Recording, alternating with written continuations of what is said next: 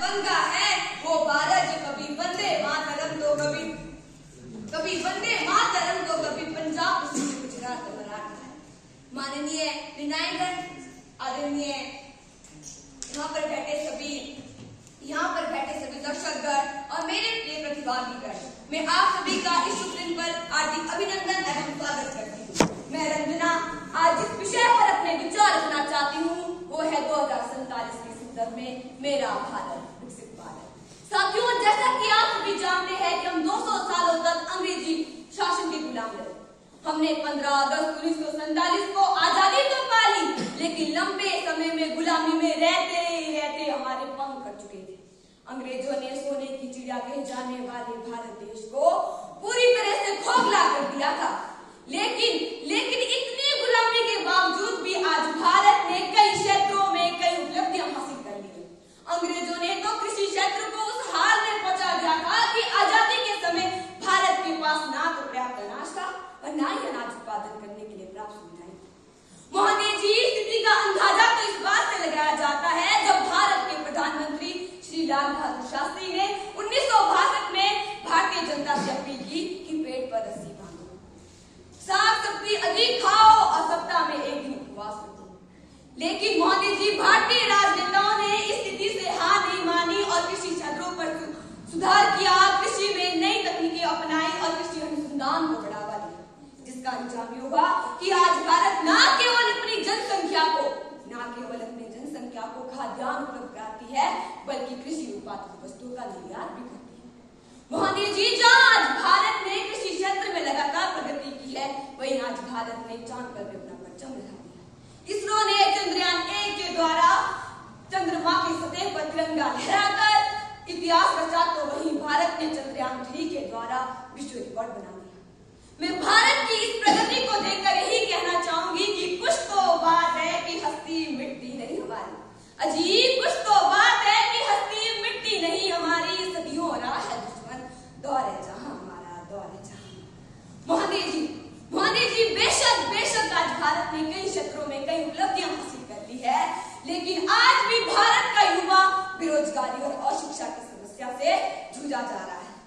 आज भी हम उस समाज में रहते हैं जहाँ पत्थर की मूरत को लगते हैं 56 भोग, भूखे नंगे तड़पते सो जाते हैं लोग, भूखे नंगे तड़पते सो जाते हैं। मोहन जी, मजदूर को मजदूर समझिए, मजबूर नहीं, गरीब को काम दीजिए, दान नहीं, और अगर दान देने के इच्छुक है तो जीते जी रक्तदान दीजिए और मरने के बाद किसी मरते हुए को अंग दान दीजिए। यही सच्ची देशभक्ति भारत को 2047 में एक समृद्ध और विकसित राष्ट्र बना सकती है।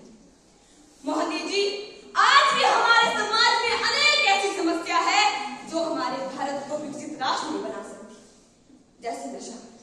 नशे की लत ने तो हमारे देश की युवा पीढ़ी को इस तरह जकड़ रखा है जिस तरह एक शिकार को जकड़ता है। वही बात करें प्रदूषण की, तो प्रदूषण दिन प्रतिदिन बढ़ता जा रहा है। मोहन जी, दुख होता है कहते हुए कि आज अपने ही भारत में अपनी ही संस्कृति और अपनी ही भाषा को हीन भावना से देखा जाता है। आज भी हम अंग्रेजों की संस्कृति और अंग्रेजों की भाषा से पूर्ण रूप से आजाद नहीं हो पाए।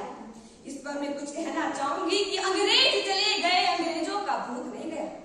अंग्रेज चले गए, अंग्रेजों का भूत नहीं गया। ना जाने भारतवासियों को ये क्या हो गया, माता पिता ना जाने कहाँ खो गए, उनकी जगह तो मॉम डैड हो गए, पति बेचारे पतिदेव से स्पेंड हो गए। अरे आज तो छोटा बड़ा भाई भी हेलो ब्रदर हो गया। सच कहते हैं कि आज अखबार भी मीडिया हो गया। अरे साहब, इतना ही नहीं, आज तो अपना भारत भी इंडिया हो गया। साथियों, यदि हम 2047 में अपने सपनों के भारत को पूर्ण रूप से विकसित बनाना चाहते हैं तो आवश्यक है अपनी जिम्मेदारी को नैतिक रूप से निभाएं। प्राकृतिक संसाधनों और मानव संसाधनों का सेतु बनाकर प्रयोग कीजिए। ग्रामीण क्षेत्रों का विकास करना होगा क्योंकि भारत की नींव गांव है। मैं चाहती हूँ मेरे 2047 का भारत ऐसा हो जहाँ महिलाओं के साथ उत्पीड़न, घरेलू हिंसा, बलात्कार जैसे शर्मनाक कांड देखने को मिले। मैं चाहती हूँ 2047 का भारत ऐसा हो जहाँ भारतीय युवा नशा मुक्त हो, भारत साफ सुथरा और प्रदूषण रहित हो। मैं चाहती हूँ